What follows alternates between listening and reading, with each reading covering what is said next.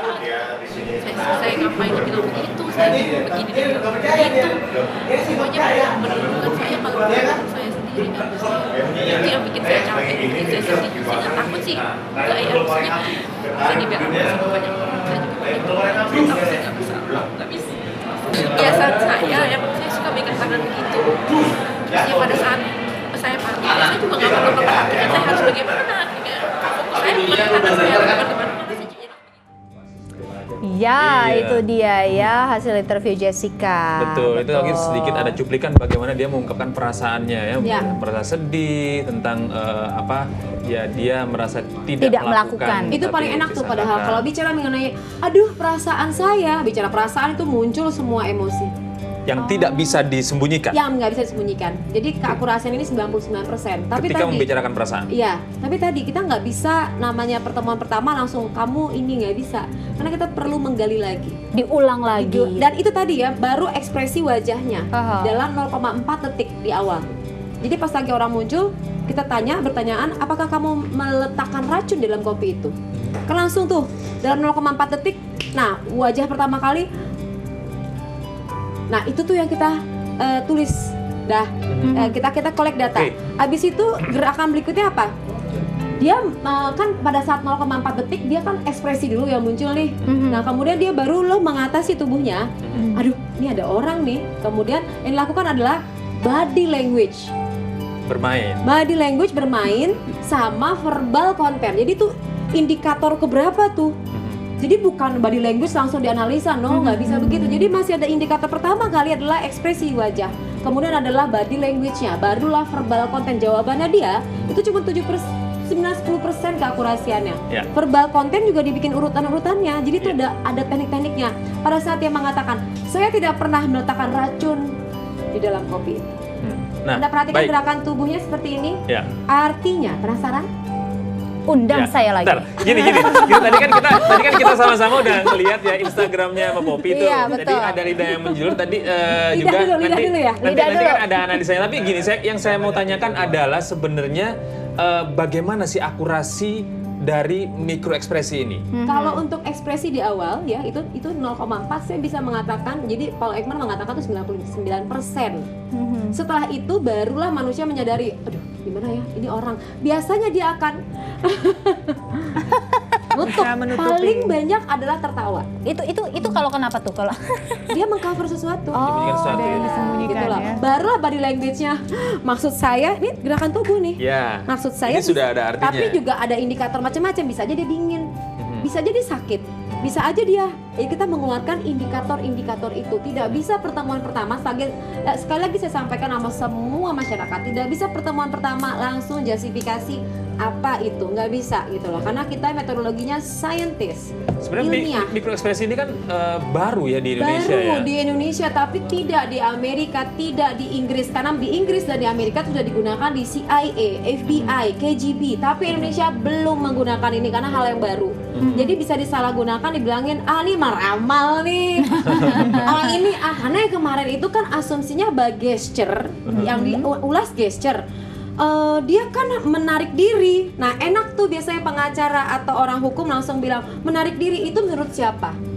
Menarik diri itu tarikan gerakan tangan garuk-garuk itu menurut siapa? Garuk-garuk itu kan banyak indikator, bisa A, bisa B, bisa C. Namanya ilmu sosial pasti babat. Itu adalah kelemahannya gitu loh. Nah kita tadi ngelihat itu, boleh ditunjukin sekali lagi seperti apa tadi fotonya? Ini Mbak Raisa, kalau kira-kira nih Mbak Raisa ngelihat seperti ini, dokter kalau ngeliat kayak gini kira-kira apa nih gimana? Indikatornya? Bisa nggak membaca? Dokter sebagai ahli forensik ya. Iya, sebagai ahli forensik. Ini kan ceritanya kasus yang hidup nih dok. Nah ini menariknya apa? Ada pejaman mata. Tapi kan kalau forensik tadi itu yang bukan yang mengeluarkan lidahnya ya. Bukan. Ini yang menjamkan mata ini ada lagi. Dia ngomong gini, JPU bertanya, apakah terdakwa pernah menaruh racun di kopi tersebut? Itu kalimat yang menurut saya itu sangat masuk ke substansi.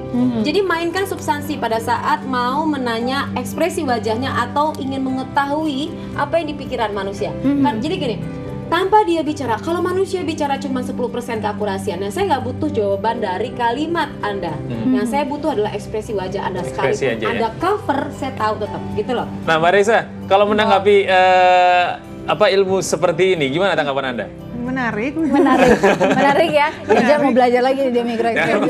Berarti kalau forensik kan korban ini kan sudah meninggal ya. Iya, ada yang kasus hidup ya, Dok ya. Pemerkosaan, kasus KDRT, kekerasan pada anak. Itu bisa tuh kita bisa mengetahui pelakunya. Gitu, sampai pelaku. Jadi kalau microexpression kita jejerin pelaku-pelaku, kita cuma jalan tanpa nanya nih, karena kan tadi kalimat manusia, sekali lagi saya sampaikan, orang ngomong cuma 10% keakurasiannya. Jadi teman Anda ngomong, saya ngomong. Nih sama nih semua yang di sini juga saya ngomong cuma 10% Tukang bohong semua yang di sini. Suami ngomong sama istri keakurasian 10%. Ya ampun. Istri ngomong sama suami 10%. Yang perlu dilihat adalah ekspresi wajahnya. Microexpression. Gitu ya. Pada saat pelaku itu berjejer, nih si orang ini yang paham ini di jalan nih, dia bisa tahu nih pelakunya yang mana. Bahkan pada saat ada pengeboman, misalnya informasi, pada pengeboman durasinya kita kepung, CCTV dimunculin wajah-wajah, kita akan screen wajah-wajahnya, kita bisa tahu siapa yang mau ngebom, ciduk dia gitu loh. Gitu. Kemudian juga misalnya kita punya kita perang nih ya, jangan sampai ini misalnya keadaan perang. Kita nggak perlu nyiksa orang itu, kita nanya baik-baik. Oke, integrasi ya. Kita taruh peta, jadi ngomongnya baik banget. Bapak bisa jelasin di mana ditaruhnya kawanannya Pak? Nggak usah nyisa, nggak usah injak kaki, nggak usah cabut. Nggak usah naruh pistol di sini, nggak usah pakai pistol. Udah nggak perlu kekerasan deh sekarang deh.